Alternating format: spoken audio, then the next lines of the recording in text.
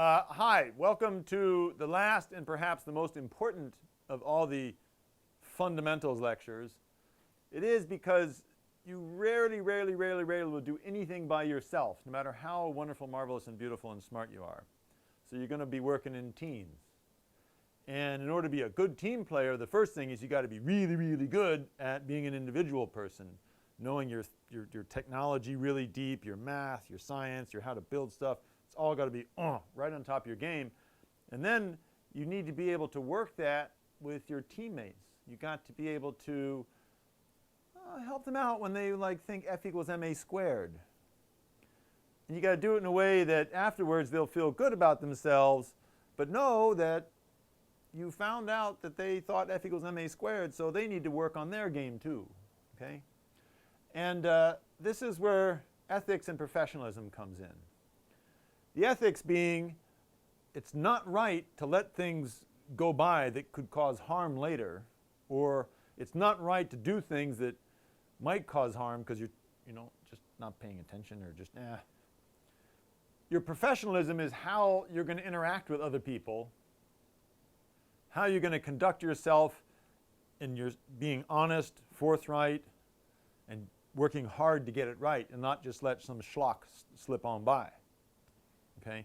So this is really critical stuff in order that all the detailed technical stuff you've learned can actually be useful. So the topics we want to go through, here's some of them.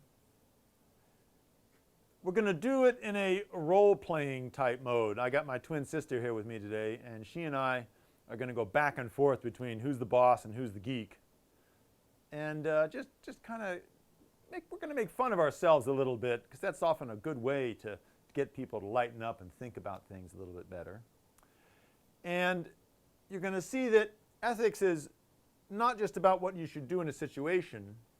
Ethics, professionalism is about looking ahead, just as like good control systems, derivative control, to try to prevent owies from happening. Okay, so this is an ounce of prevention is worth a pound of cure, or 62.5 grams is worth a kilogram of cure.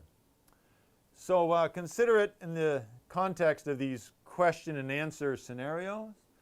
And in your own real life, sometimes you think, oh, I wonder what I'm going to do for this. You can do this kind of role playing with yourself when you're going for a nice long run or a nice long swim. Don't do it while biking because you may crash, and that's a bad thing.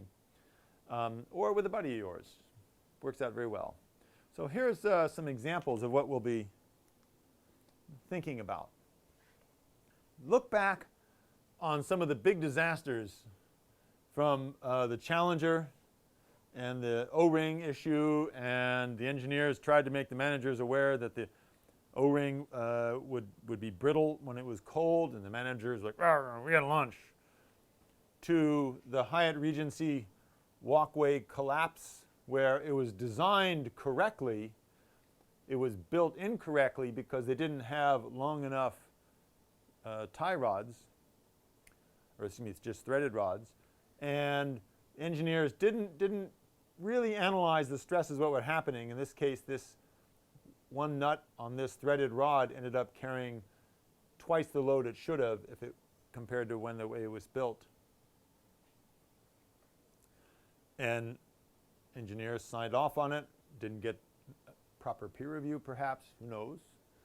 But it was done different than the way it was originally designed and approved, and many people died. Two examples of soda machines tipping over on people when they start rocking them to try to get a free drink out. Whose fault is that?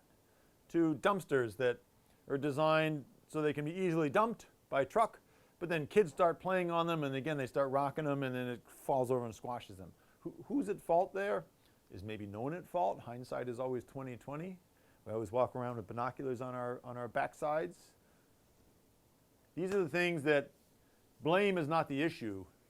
The issue is thinking things through as much as possible and playing through scenarios. What would be the worst thing that might happen, and trying to fix it before it does. So think about that in the context. When we start going through these scenarios, this is slide one of a whole bunch of them. We're going to play role playing. And like I said, my twin and I are going to just do one of these scenarios per page, just to kind of get you the feel for it. And later on, my little head will pop up, and I'll talk about some of the things to think about when you're trying to decide who was right and who was wrong in this scenario. And we'll let you guys decide and play out the other scenarios by yourself. Could be a good party game, too.